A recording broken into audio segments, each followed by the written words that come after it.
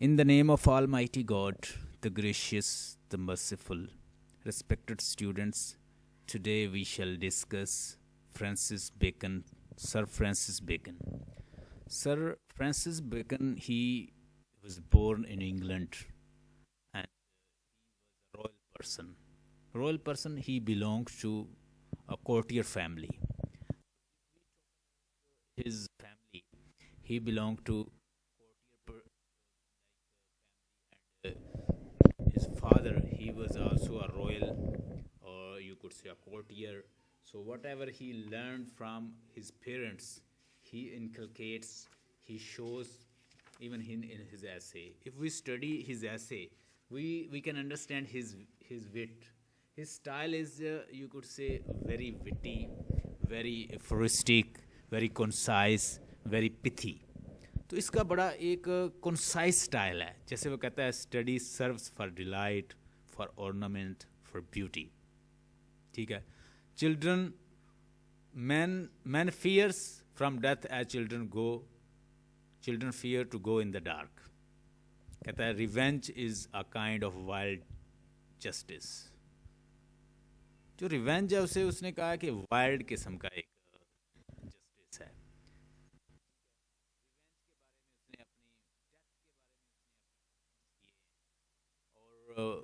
उसके अलावा ट्रुथ के बारे में उसने कहता है कि मिक्सचर ऑफ लाई. जब हम का तो ज़्यादा अट्रैक्टिव, बड़ा वो चार्मिंग और बड़ा खूबसूरत लगता है लोगों को. यानी उसने ना, वो असल में basically he belongs to renaissance age. So renaissance was a age of pelf, wealth and individualism. इनफरादियत की एज थी. लोग इनफरादी तौर पर अपना फ़ायदा सोचते थे. तंजीला आपने शायद पढ़ा हो, रेनेसेंस एज में हमने क्या पढ़ा था. रेनेसेंस यानी पेल्फ और wealth, pump and show. People are behind money. People are, you could say, interested to learn more and more. They are set asiding religion.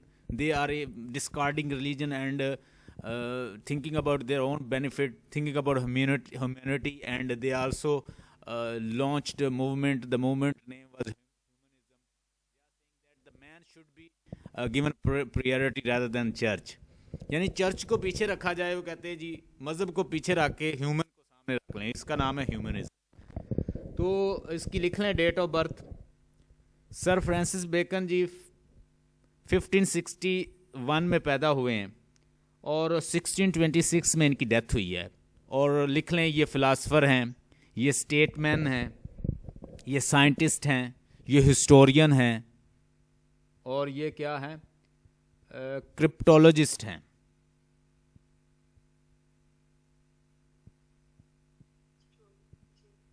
lawyer, statesman,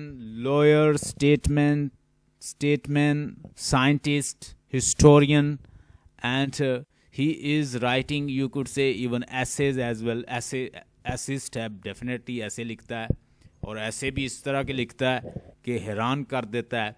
और अपनी विट से, अपनी सेंस से, अपने लॉजिकल आर्गुमेंटेशन से पता चलता है कि किसी फ़िलासफ़र को हम पढ़ रहे हैं. जैसे मैंने 2-3 आपसे मिसालें दी आपको कि study serves for delight, for ornament and for beauty. So for delight, when you study, it gives you delight, you are happy, you feel contented, you want to be satisfied, you study. दूसरा, for ornament mean it attract, people get to show off, people get to just wear it like ornament. ornament क्या होता है, जैसे jewellery पहनती हैं औरतें पहनती हैं, तो उसकी ब्यूटी को जैसे वो ज़्यादा बढ़ा देता है ना. ज्वेलरी जैसे पहनती हैं तो वो औरतें सेटिस्फैक्शन फील करती हैं और कहती हैं they are no okay, they look beautiful. So same way when you get knowledge और एजुकेशन और study, you are just like wearing ornament, you are wearing jewellery. तो ये सेंस में लेता है कि कुछ लोग शो ऑफ करने के लिए भी पढ़ते हैं, कुछ लोग अपनी पर्सनैलिटी को निखार लाने के लिए, उसमें बातों में विट लाने के लिए, आर्गूमेंटेशन करने के लिए, लोगों के साथ बहस करने के लिए, डिबेट करने के लिए, पीपल आर स्टडिंग. फिर वो कहता है for ornament and delight, ornament and for beauty. So it refine your personality. When you are studying, your language get refined. You are looking bold, you are looking confident, you are boosting your confidence, you are talking logically. So it means that it also brings beauty in your conversation and personality. You look fine. When you are MPhil or you are PhD, your language will be changed. You will follow tone, rhythm and intonation pattern. You will talk with argumentation. तो जब इंसान ज़्यादा पढ़ा लिखा होता है तो वो आर्गूमेंट से बात करता है, वो लॉजिकली कन्वर्सेशन करता है, उसकी डिस्कोर्स में फ़र्क पड़ जाता है, ठीक है, उसकी पर्सनालिटी रिफाइंड हो जाती है. So that's all he is talking about. अच्छा जी, ये सर फ्रांसिस बेकन जो हैं वो पैदा हुए हैं किस में, ये इंग्लैंड में पैदा हुए हैं, ठीक है, यॉर्क हाउस में पैदा हुए हैं. ये strand London, the strand London England, ये प्लेस का नाम है.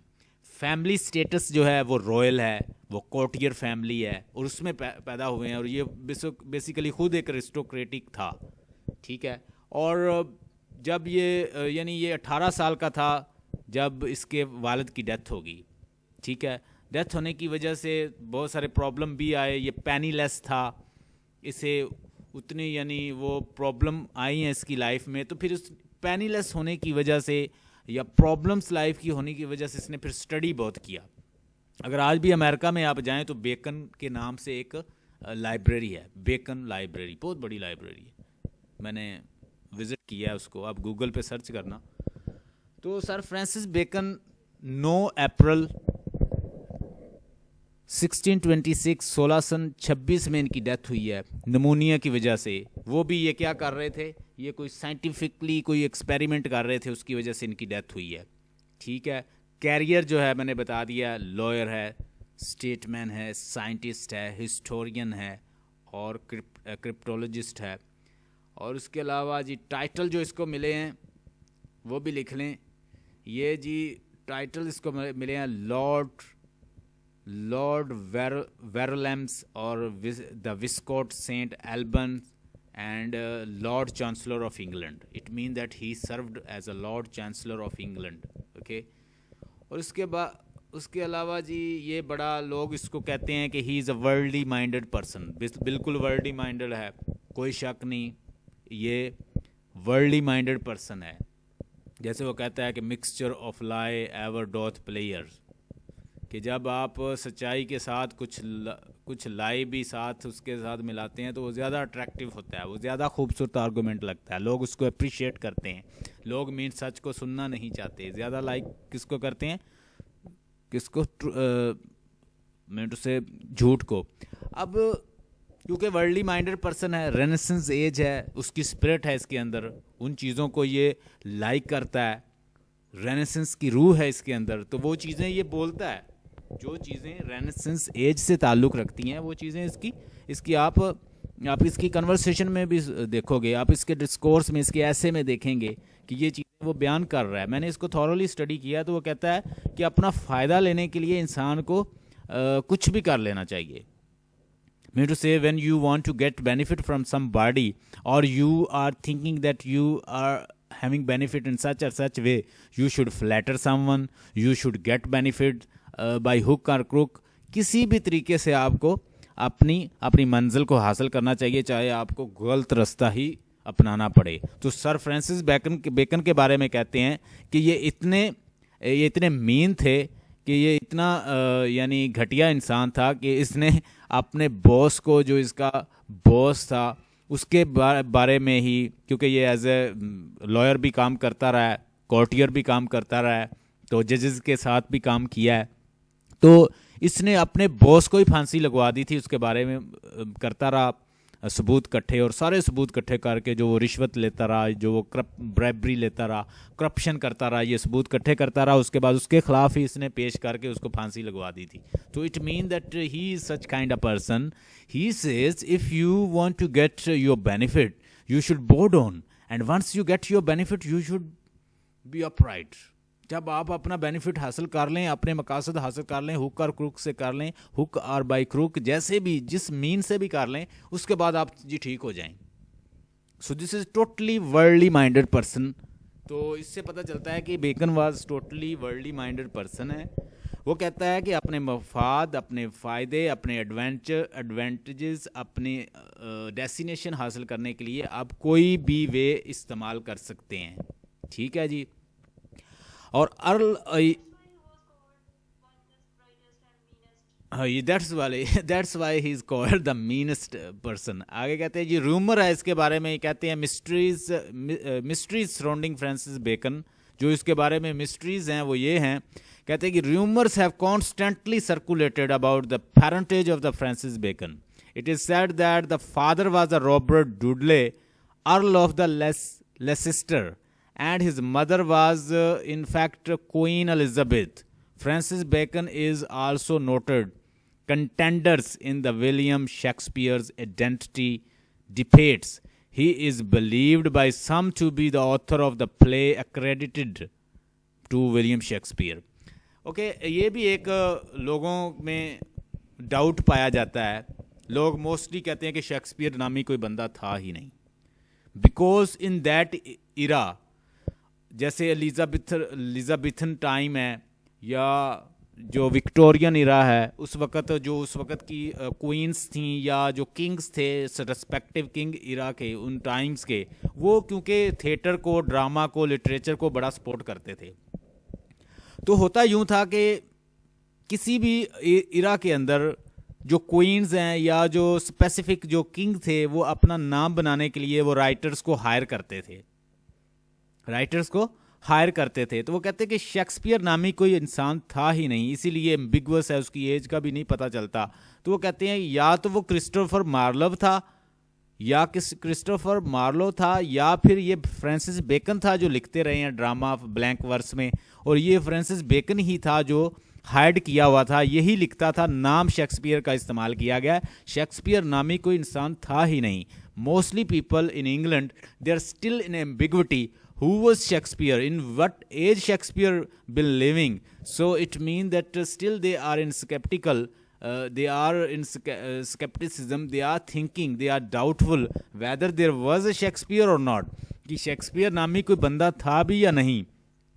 तो मोस्टली कहते हैं कि सर फ्रांसिस बेकन, जो कि बहुत बड़े एक विटी और बहुत इंटेलिजेंट एक फिलोसफर थे, एक प्रोज राइटर थे, और उसके अलावा वो स्टेटमैन थे, साइंटिस्ट थे, हिस्टोरियन थे। तो मोस्टली काम इसी से लिया गया है। सारे प्ले जो हैं जस्ट नाम शेक्सपियर का लिखे बेकन ने हैं। जो शेक्सपियर ने जितने भी प्लेज लिखे हैं, 154 सोनेट लिखी हैं या ड्रामाज जितने उन्होंने लिखे हैं, वो they were not actually by Shakespeare, they are saying that these was written by Francis Bacon. ये यानी लोगों ने रूमर छोड़ी हुई हैं।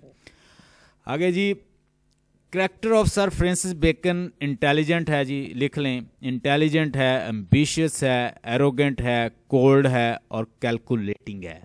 ठीक है जी। ही इज़ क्या है? इंटेलिजेंट है, एम्बिशियस है, एरोगेंट है, कोल्ड है, कैलकुलेटिंग है। We have noticed from his essay that this Francis Bacon, he is very arrogant, very upright in his work. He is saying that if you want to get an advantage from somebody, you should be lenient. As you get your advantage, you should be strict against that person. You should be once again in your position. First of all, get advantage, get benefit, and after that you can even just receive that person. अपना काम लें और दूसरे को क्या करें? उससे लात मारें और उसके बाद उससे भले बात ही ना करें। It mean that you have to get advantage, अपना फ़ायदा हासिल करें, उसके बाद जो मर्ज़ी करें।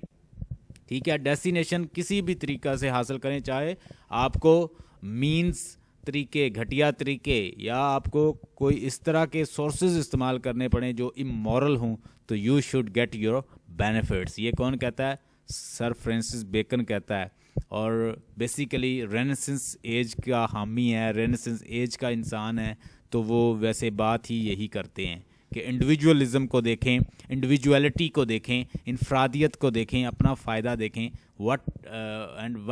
what is this? This is the age of Renaissance, and the Renaissance spirit was in his mind and his in soul. और इसकी बायोग्राफी जैसे मैंने पहले बता दिया, टाइमलाइन इसकी फैक्ट यानी हिस्ट्री है इसकी लाइफ में, क्या है जी, स्टेटमैन है, साइंटिस्ट है, हिस्टोरियन है, क्रिप्टोलॉजिस्ट है, और उसके अलावा जी क्या है जी, फ्रांसिस बेकन जो है वो 1561 में पैदा हुए हैं, और इनके फादर का नाम लिख रहे हैं sir Nicholas Bacon. Sir Nicholas, NICHOLAS, Nicholas Bacon. इसके फादर का नाम था नाइकोलस बेकन, जो कि खुद क्या था, एक Lord keeper of the seal. यानी वो क्या था, वो खुद एक लॉर्ड था, एक कोर्टियर था, एक रॉयल पर्सनैलिटी था, रॉयल पर्सन था। जो वहाँ के जो शहजादे होते हैं या जो कोर्टियर होते हैं, जो अमीर लोग होते हैं, उनको लॉर्ड कहते हैं वो। यानी वो खुद एक लॉर्ड था। उसके अलावा जी इसकी इसकी इसकी मॉम का नाम, इसकी मदर का नाम है एन कूक, ANNECOOKE, एन कूक। His mother name was Anne Cook, and who was the lady, and she was also respected and intellectual lady. इसकी मदर भी बड़ी इंटेलिजेंट थी, इंटेलेक्चुअल थी, विटी थी। ठीक है, इसी तरह जब जब पेरेंट्स इंटेलिजेंट होते हैं तो बच्चे खुद इंटेलिजेंट होते हैं। इंटेलेक्चुअल डॉटर, और उसके जो एन कूक के वालिद का नाम था sir Anthony Cooke, ANTHONY, Anthony Cooke, COOKE, Cooke. And they belong to royal family. साथ ये भी लिख लें कि mother royal to belong family, because Anthony Cooke was also a Lord.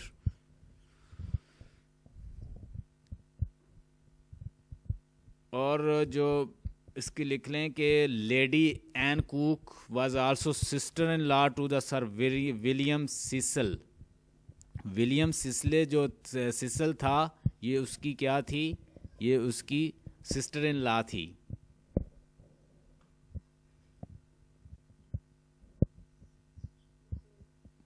ये जी 1573 में 1573 ही ज्वाइंट ट्रिनिटी कॉलेज, लिख लें, एट द एज ऑफ 12।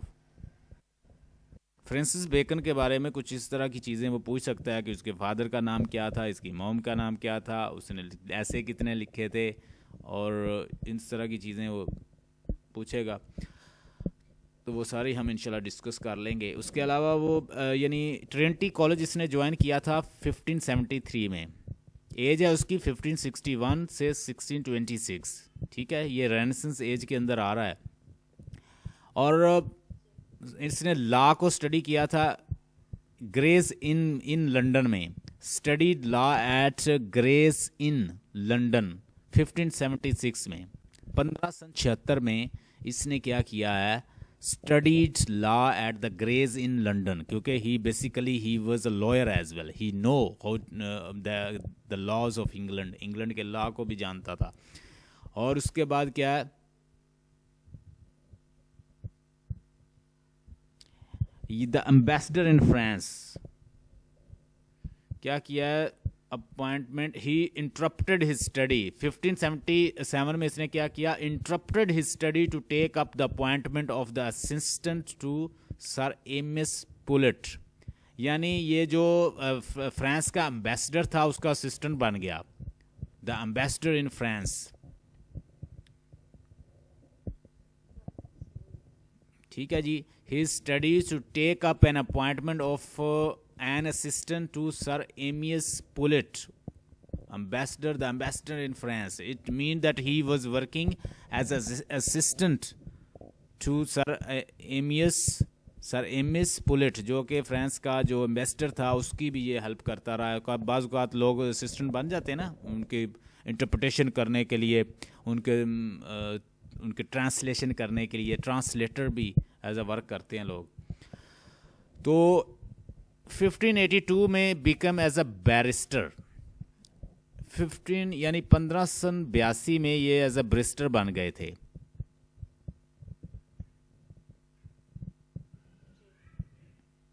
और 1584 में took up the seat in parliament in the house of the Commons. 1584 यानी parliament house की seat भी ये मेंबर रहे हैं। उसके बाद 1586 में took up his seat in parliament for the Tauntons, यानी 1586 में इन्होंने सीट लिया पार्लियामेंट में। It mean that he was a politician as well. तो आप लिख सकते हैं sir Francis Bacon, he was a politician, he was you could say scientist, historian, statesman, lawyer, so ये सब कुछ था। उसके बाद 1588 में यानी 1588 में, ये इसलिए इतना मुश्किल है, इसलिए इतना इंटेलिजेंट है कि इसने वर्क बहुत सारे, इसने एक्सपीरियंस बहुत किए हैं। Sir Francis Bacon was named lecturer in legal studies at Gray's Inn, यानी नेम्ड क्या, एज अ लेक्चरर बन गया कहाँ पे, लीगल स्टडी में। कहता है जी जो ग्रे इन्स जहाँ भी ये पढ़ता रहा है वहाँ पे क्या बन गया, लेक्चरर भी रहा है। 1592 में sir Francis Bacon enter the service of the Robert Devereux, the queen's favourite earls of the Essex, यानी 1592 में लिख लें कि सर ये क्वीन एलिजाबेथ का उसका अर्ल बन गया था, फेवरेट अर्ल बन गया था। उसके बाद ये 1593 openly criticise the new tax levies and offended Queen Elizabeth one in the process. अब देखें ऊपर जो है क्वीन एलिजाबेथ का ये एक असिस्टेंट बन गया है, अब आगे क्या बन गया है, फिर ये क्रिटिसाइज करता है, जो टैक्स उसने लगाया है उसके ऊपर क्रिटिसाइज करता है। फिर 1594 में सर फ्रांसिस बेकन रोट गिस्टा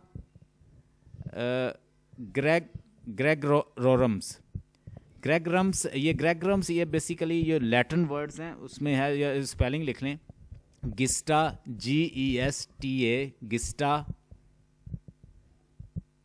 ये इसने किसमें लिखी है, 1594 में, यानी 1594 में सर फ्रांसिस बेकन लिखते हैं गिस्टा ग्रेगरम, GRAGORUM, ग्रेगरम। These are the Latin words and Latin words are mostly like that. 1596 में फिर लिखें, 59 लिख रही हैं आप साथ साथ, हाँ। 1596 में queen Elizabeth relented and appointed sir Francis Bacon as a member of her extraordinary council, यानी एक्स्ट्राऑर्डिनरी काउंसिल का इसे मेंबर बना लिया उसने। मुझसे इंटेलिजेंट था, विटी था, एफरिस्टिक स्टाइल था, और उसके बाद कंसाइज लिखने वाला था, बहुत इंटेलिजेंट था, तो उसने उसको एज अ मेंबर बना लिया। 1597 में Francis Bacon wrote the colours of the good and evil, जैसे वो ट्रुथ और फॉल्स पे लिखता है, डेथ पे लिखता है, और इस तरह के टॉपिक्स पे लिखता है, तो वो उसने क्या लिखा है फिर, the colours of the good and evil, ये फ्रांसिस बेकन ने लिखा है 1597 में। 1601 में he became one of the prosecutors of the earl of Essex, even though he had originally been one of his supporter, यानी प्रोसिक्यूटर बन गया है ये, किसमें, 1601 में। 1603 में queen Elizabeth dies on 24 March 1603 of blood poisoning. James one of England, James and GeM 4 of Scotland proclaimed king, यानी उसके बाद, यानी क्वीन एलिजाबेथ की जब डेथ हुई है, और उसके बाद जो जेम 1 है, जेम 6 है, वो क्या स्कॉटलैंड का क्या बन गया है, किंग बन गया है। 1603 में he was नाइटेड by the new king, king James the first, यानी ये किसके साथ मिल गया, किंग जेम के साथ अब मिल गया। 1605 में Francis Bacon wrote the advancement of learning. 1604 में अपॉइंटेड द किंग्स काउंसिल, यानी किंग्स की काउंसिल करने, उसकी काउंसिल का मेंबर बन गया। 1607 अपॉइंटेड द सोलिसिटर्स जनरल, ये जो सोलिसिटर होते हैं ना, ये भी एडवोकेट्स को ही कहते हैं उधर, सोलिसिटर। 1608 में appointed the clerks of the notorious star chamber का क्लर्क बन गया है। 1613 में अपॉइंटेड द अटॉर्नी जनरल। 1616 में made the member of the Privi council. और आगे अभी और भी है इसकी हिस्ट्री। ये बंदा बड़ा इंटेलिजेंट है, इसलिए मैं कहता हूँ कि इसको थोड़ा सा टाइम लगा के पढ़ेंगे हम अच्छी तरह से। कहता है 1617 में, यानी 1617 में appointed the lord keeper of the lords royal seal. 1617 में फिर ये क्या करता है, 10 मई 1617 Francis Bacon married the Alice Barnham, यानी एलिस बर्नहेम से ये शादी करता है 1617 में। 10 मई 1617 में he got married Alice Barnham. 1660 appointed the lord chancellor, यानी 1618 में 1618 में appointed the lord chancellor. 1620 Francis Bacon wrote Novum and Organum, NOVUM Novum, NOVUM Novum Organum, ORGANUM Organum. पूछ सकते हैं कि वन ही रोट और नॉम ऑर्गनम, तो आप बताएंगे 1620। 1621 में best to the titles of the Lord Verlams of the Verlams, and then created the Viscount Saint Albans, यानी जो रिलीजियस जो चार्जेस हैं वो भी इसने लिए हैं।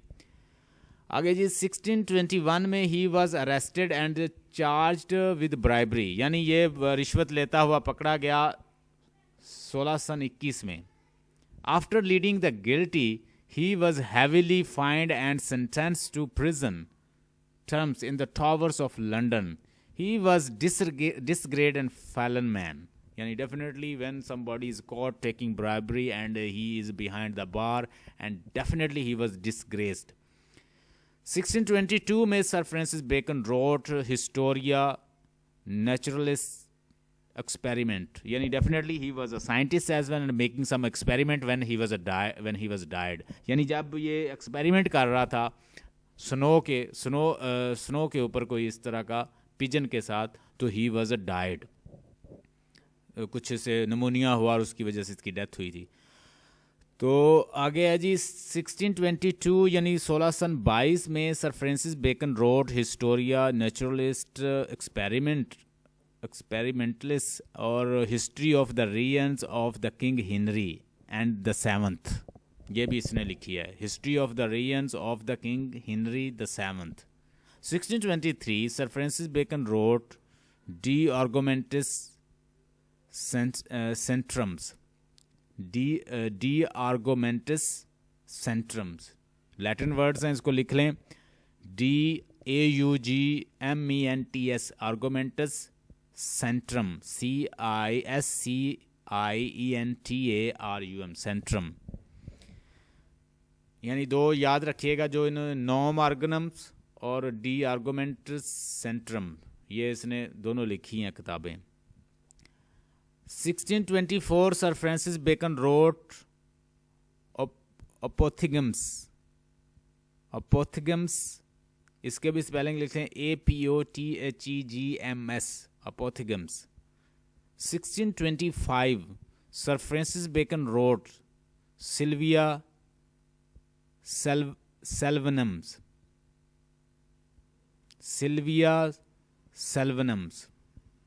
सेल्वनम, SLYVASYLVANUM, सिल्विया सेल्वनम, ये इसने लिखा है 1625 में। 1626 sir Francis Bacon died on 9 April 1626 of pneumonia contracted whilst testing his theory of the preservatives and insulating properties of the snow, यानी स्नो पे कोई पिजन के साथ तजर्बा कर रहा था, तो वो तजर्बा करते हुए एक्सपेरिमेंट करते हुए इसकी डेथ हुई थी। लिख लें 9 अप्रैल 1626, यानी 1626 में he was died while he was making experiment with the snow, property of the snow, insulating property of the snow. So that's all about Sir Francis Bacon, and we'll be studying about his you could say दो ऐसों को हम discuss कर लेते हैं इसके। Let me see time if we've got a time. Yes, we have time. to some extent. So let's sir ये wrote Sylva sir wrote Sylva Sylvarum ये ये बुक का नेम है. यस, ये उसके जो उसने जो ग्रीक और लैटिन्स कोई उसने जो नाम रखे हुए ना बुक्स के, वो नेम है. तो अगर वो पूछ लें तो ये आप बता दीजिएगा कि ये उसने बुक्स लिखी हैं, बल्कि वो लिखा होगा तो आपको पता ही चल जाएगा कि ये इसका वर्क है. ठीक है. अब ऐसा करें कि ट्रुथ का बारे में, ट्रुथ के कुछ पॉइंट लिखें कि ट्रुथ में ये कहता क्या है, वो हम डिस्कस करते हैं. एक ट्रुथ है आपके पास, हमारे पास इसका ट्रुथ हम कल डिस्कस करेंगे. आप ऐसा करें कि इसका आज निकालें, रिवेंज निकालें, वो छोटा है तो वो हम डिस्कस कर लेते हैं ऐसे इसका.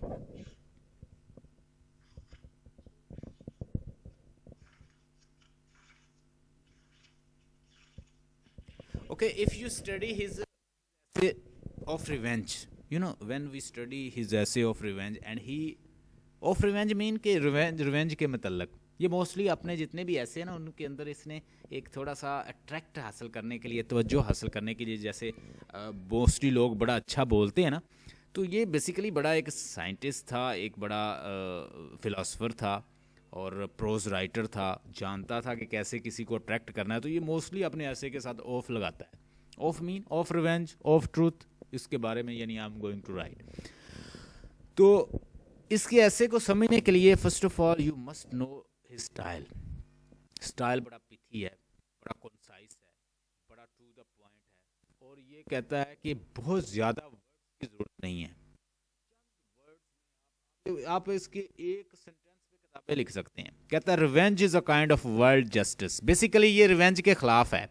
ये कहता है कि अगर आपके साथ कोई ज्यादती कर दे, if somebody just hurts you, you should not take revenge, because when you will take revenge you will destroy, that will be kind of disturbance for you. अगर आप रिवेंज लोगे, बदला लोगे, तो डेफिनेटली आपको नुकसान होगा, आपका टाइम ज़ाया होगा, आप मारे जाओगे, खुद आपकी भी डेथ हो जाएगी, आप भी कानून के दायरे में आ जाओगे. तो he is saying if somebody harms you, you should just leave him, you just leave him, you just forgive him. But कहता है रिवेंज के बारे में, कहता है revenge is a kind of wild justice. जब इंसान रिवेंज लेता है तो वो फिर देखता नहीं है कि कानून कौन सा है, वो क्या वो करता है, वो उसको नुकसान पहुंचाता है, उसकी जान ले लेता है, उसको उसने थोड़ा नुकसान पहुंचाया होगा, आप ज़्यादा पहुंचाओगे.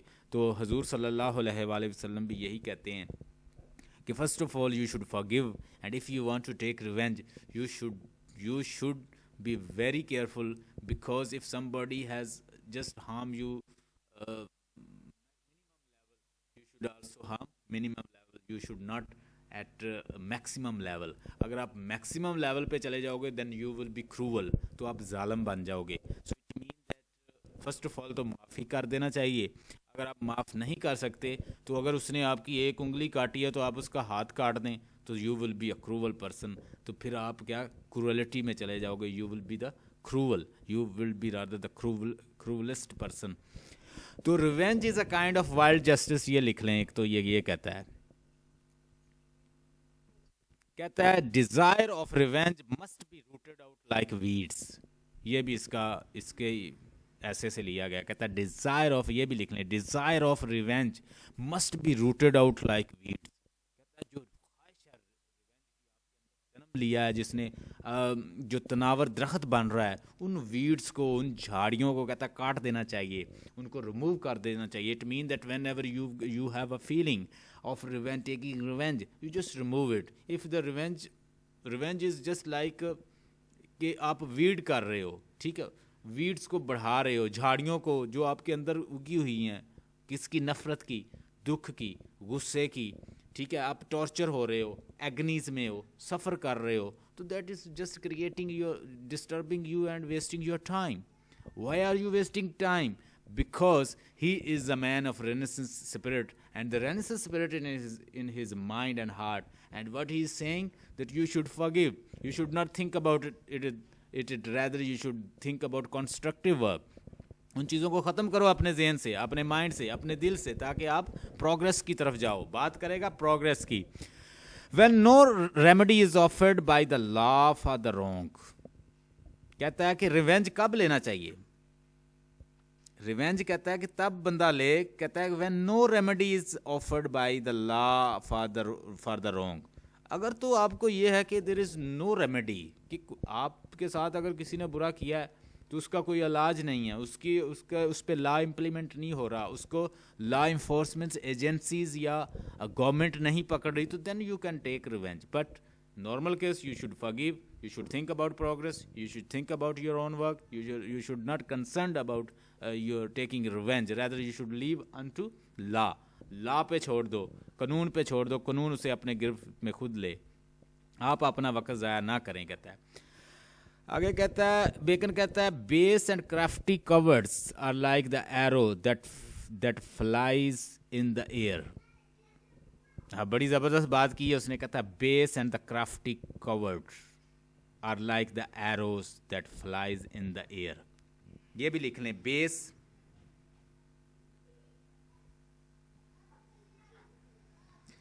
कहता है बेकन कहता है एनिमी जो होता है ना, base and crafty cowards are like the arrows that fly in the air. कहता है जो क्राफ्टी मैन होता है ना, मकार इंसान, ठीक है, जो बुज़दिल होता है, तो बुज़दिल कहता है कि वो ऐसे ही है कि जैसे वो क्या कर रहा है, हवा में तीर चला रहा है। कहता है like arrow that flies in the air, जैसे हवा में तीर चल रहे हैं वैसे। कहता है एरोगेंट इंसान और क्राफ्टी और बेस और घटिया इंसान, क्राफ्टी बंदा, मकार बंदा, हिपोक्राइट इंसान, वो कहता है बिल्कुल ऐसे ही है कि जैसे कोई हवा में तीर चला रहा है, वो कुछ नहीं कर सकता। He can't take revenge, he can't fight, he can't do anything.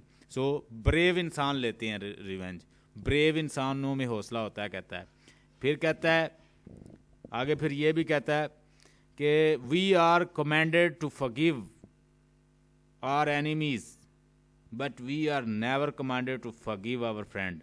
कहता है बदला लेते हुए ना, ये है कि अगर आप बदला लो तो कहता है दुश्मन को माफ़ कर दो, लेकिन अगर कहता है कि दोस्त अगर बेवफाई करे तो उसे माफ़ ना करो। बड़ी बात की उसने। कहता है we are commanded to forgive our enemies, we are commanded to forgive our enemy but we are never commanded to forgive our friends।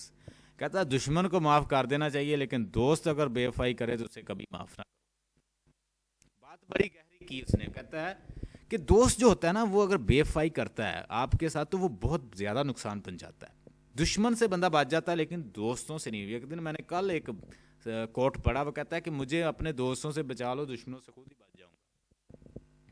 तो सबसे ज्यादा नुकसान क्या कौन करता है? दोस्त।